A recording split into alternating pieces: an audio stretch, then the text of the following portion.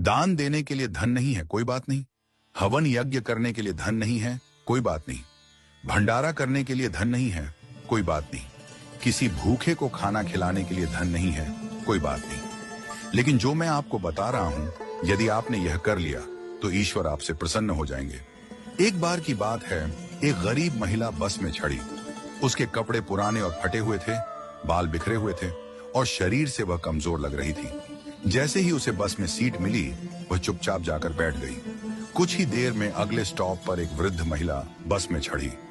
उस गरीब महिला ने बिना देर की अपनी सीट उस वृद्ध महिला को दे दी और खुद खड़ी हो गई। जब वृद्ध महिला अपने स्टॉप पर उतरी तो वह वापस अपनी सीट पर बैठ गई।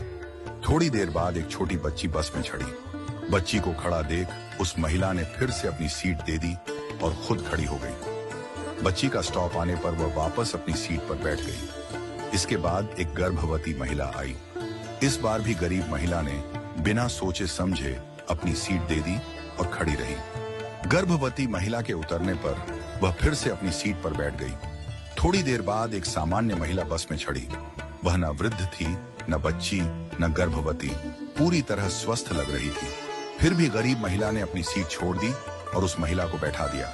यह सब देखकर बस में बैठी एक अन्य महिला, जो एक अध्यापिका थी, बहुत आश्चर्यचकित हुई।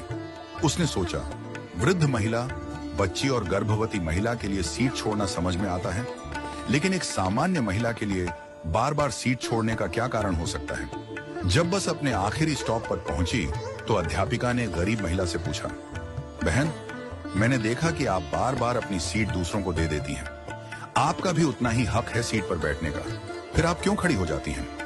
गरीब महिला मुस्कुराई और बोली, मैडम, मैं दूसरों के घरों में बर्तन साफ करती हूँ, खाना बनाती हूँ, झाड़ू पोछा करती हूँ। मेरे पास अधिक धन नहीं है कि मैं किसी को दान दे सकूं, भंडारा कर सकूं, हवन यज्ञ कर सकूं या किसी भूखे को भोजन करवा सकूं।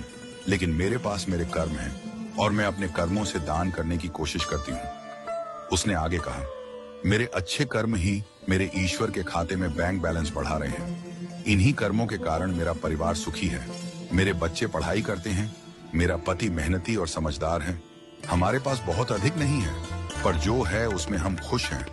जब मैं अपने आसपास देखती हूँ तो पाती हूँ कि लोग कितने दुखी हैं, लेकिन मेरे अच्छे कर्मों की वजह से दुख मेरे जीवन में नहीं आता। उस महिला की बातों से अध्यापिका की आंखों में आंसू आ गए। उसने कहा, मैं स्कूल में बच्चों को शिक्षा देती हूँ, पर आज असली शिक्षा तो तुमने मुझे दी है। आज से तुम मेरी शिक्षिका हो। तुम्हारा बहुत बहुत धन्यवाद।